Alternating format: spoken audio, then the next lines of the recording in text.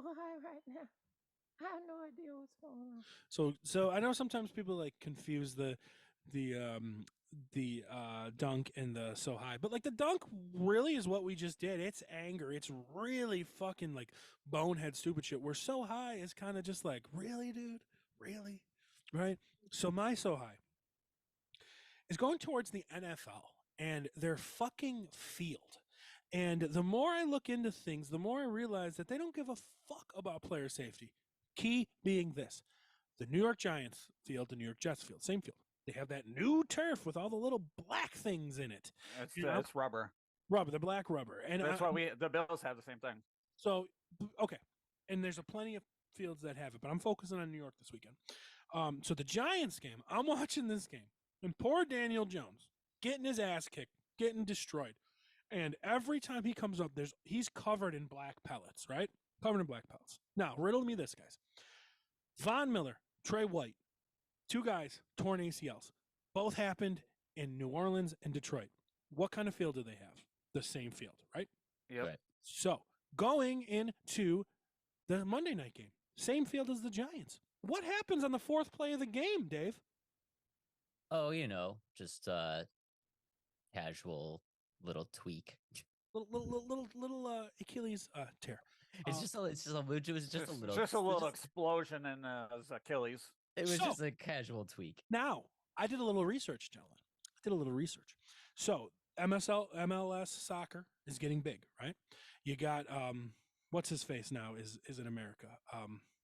Messi. Messi's in America now, right? So, with the World Cup and stuff, now some of these major stadiums, Washington, New York, maybe Philadelphia, they're going to have games, right? Coming up. Right. Guess what they're going to do? They have to remove that shitty field to put in real grass field for these soccer games. Why? Because of player safety. Because the soccer doesn't want their stars getting hurt. And the NFL said, okay, that makes sense. We'll take out these fields for your soccer games, and then we'll put those back on. What the fuck? That makes no sense to me at all. And this needs to be investigated. I know I'm getting angry about it, but it's just so it's fucking it's mind-boggling. I mean, this has been an argument for years, though. The turf is ass. They put the black pellets in there. It's rubber. It's supposed to cushion, and it's supposed to reduce the number of injuries because it's cushioning, blah, blah, blah, blah, blah. But if you look at a majority of the players that end up getting these ACL, Achilles, and shit, it's all on fucking turf. Yeah, and it's so much that they don't want – Messi refuses to play on the turf. And so the soccer is like, well, we're not coming unless you replace that turf. And the NFL's like, okay, we'll replace it. Without even a blink of an eye. They're gonna spend the money to put in to rip out the turf, to put in new grass, and then they're gonna turn around and spend money to rip out the real grass to put the turf back in. Absolutely ridiculous. Jay, what are you high on? I'm high on the Giants. I gotta drop for it. Wait for it. I don't know if they forgot that it was week 1 of the regular season or they forgot they were playing football, but week 1 and you just get fucking 40-0, I think the score was. I mean, let me give you guys a quick synopsis of that game. First drive, they're running down the field. Saquon's got like 7 fantasy points in the first drive. He ends the game with 9 fantasy points. Awful. The players are falling around everywhere, but to be fair, it was absolute pouring rain. Absolutely awful. But Daniel Jones, that Giants offensive line I heard was bad. That is the worst offensive line I think I've ever seen in my life.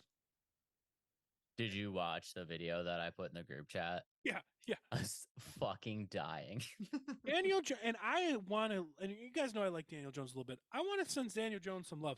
That's a tough fucker. He stayed out there until like the last drive and just was getting murdered and just stayed out there to show his team's down 40-0. He's still fucking getting blasted. So I'm giving him a little props there. But wow, JR, you right. Like, what an ass fucking performance. Is the Giants that bad, or are the Cowboys that good, Jay? I don't know. I mean, I don't know. It's hard to say because like fucking like we said it last year. We were like, oh, the Giant or the Dallas is gonna have a top tier offense, and fucking Dak was shit. And then I don't know. Is Dak really gonna be good this year, or is the Giants just fucking dog shit and they just forgot to show up week 1? Well, not you, but I'm pretty sure. Yeah, not you, but the other three of us all picked the Giants to be the NFC the Cowboys to be the NFC representative in the Super Bowl. So me, Adam, and Dave all picked the Cowboys to win the NFC. So we're looking good on that one right now, huh, Dave?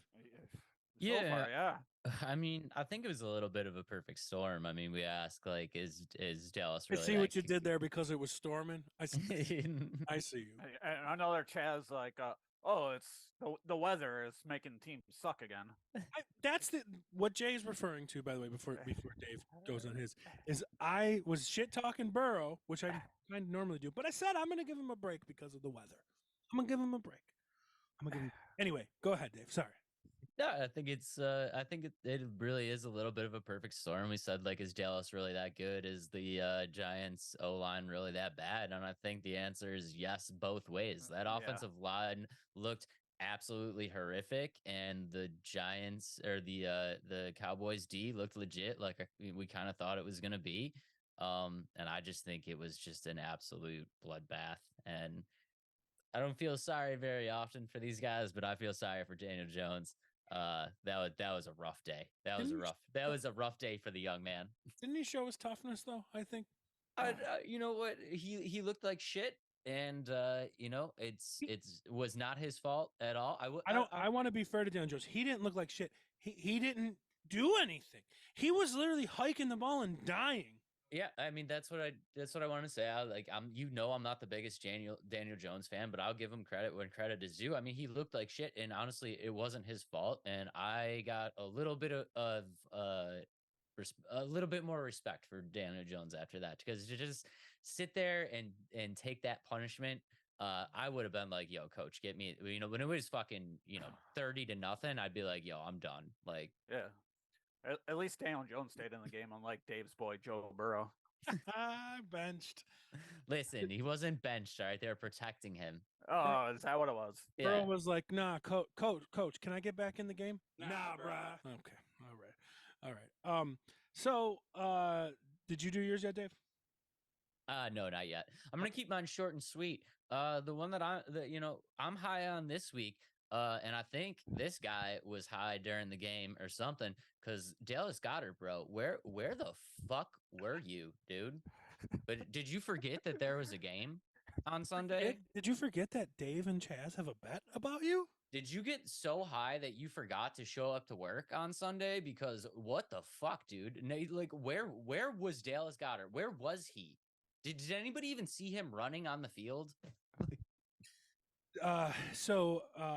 For some context at home, we had a big argument about Dave and I had a big argument about who's going to be better this year, Kyle Pitts or Dallas Goedert. And Kyle Pitts had 6 points and is absolutely murdering Dallas Goedert. Dallas Goedert did not get one reception, not one. I don't even know if he was targeted. Yeah, it was, dude.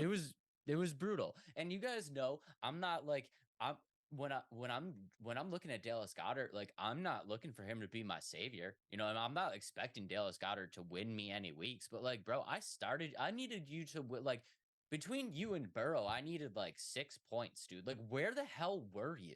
Like, I needed you, dude. I needed you, and you let me down. It's so you started Goddard with 0. I know I started Higgins with 0. I'm sure you started Higgins somewhere with 0 because you like Cincy. Jay, did you start any zeros this week? Yeah, Graham Gano.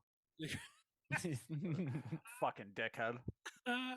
So we all got hit with the 0 bug. Like, yeah, I saw a tweet where somebody, some guy was roasting his friend because the guy started Aaron Rodgers, Graham Gano, Higgins, and fucking Goddard. He started 4 guys with 0s. Oof, I would probably quit. Can you imagine having that fucking squad? No. Ridiculous. Here's another weird fucking one, Dave. I'm pretty sure your boy, another argument we had with tight ends, Pat Fryermuth had 7 points only, and he had a touchdown. Yeah. But he's also hurt now. So No, I that just wild stat, 7 points with a touchdown. yeah, he's 1 catch, 1 touchdown, whatever. yard. Yeah. 1 yard, one catch, 1 touchdown, injured, probably be done for like 6 weeks or something. I think I have an honorary I'm so high too, since we're recording so late. But Kadarius Toney, I think we could all agree on high as fuck. I thought Gabe Davis couldn't catch. Holy shit! I Jesus did drop him in the league Christ. I had him, but the league I had him was like a 10-team league, so I didn't care as much. But I wouldn't rush to drop. A lot of people I see dropping Kadarius Toney and Sky Moore, like, guys, reel it in a little bit. Patrick Mahomes is going to throw more touchdowns.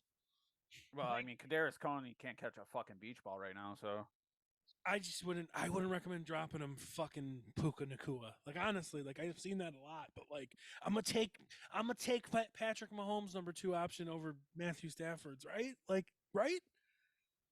I don't know. I don't know. I did drop him, but like I said, that was a 10-team league. Somebody's got to catch the ball in KC. I mean, I don't know. It's looking like Rice at the moment is kind of the best option, but I mean, What did he have? 1 catch? That's he had one that's catch, one the touchdown. best. That's the second best option behind Kelsey. I think he had a Pat Freiermuth run. one catch. That's all you needed to do to be number 2 in KC. You just got to catch it one time. pretty much. I still think, even though I don't even think he had 1 catch, I still think Sky Moore's the guy. But you know, we'll have to see. It's going to be different when Kelsey comes back. And you know what? The Lions played great for that game. And, CJ Gardner-Johnson was shutting everybody down. That guy's elite. We know he is. So it is what it is. All right. So we're going to get to our more positive segment.